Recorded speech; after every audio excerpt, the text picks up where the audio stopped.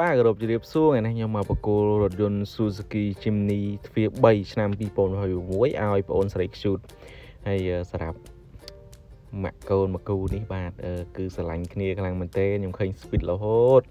speed តាំងពីថ្ងៃមកកក់រហូតថ្ងៃមកយកនេះគឺខ្ញុំឃើញគាត់ទាំងពីរនាក់គាត់ស្អិតល្មួតមួយគ្នាខ្លាំងមែនទែនហើយសម្រាប់ថ្ងៃនេះយើងប្រគល់ Jimny ទ្វារ3បាទពណ៌ប្រផេះជូនគាត់បាទ026ពុកម៉ែបងប្អូនហើយ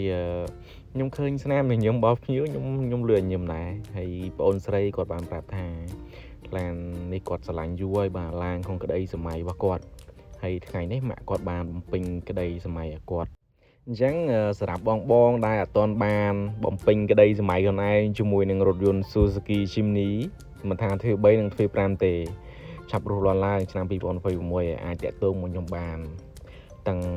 មើលពណ៌សួរព័ត៌មានសួរអីអាចតាក់ទងមកខ្ញុំបានណាហើយជាចុងក្រោយខ្ញុំក៏សូមអរគុណដល់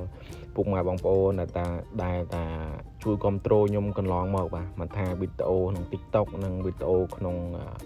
ផេករបស់ខ្ញុំទេបាទជាចុងក្រោយខ្ញុំសូមអរគុណបាទសូមគោរពជម្រាបលាពុកម៉ែបងប្អូនទាំងអស់គ្នា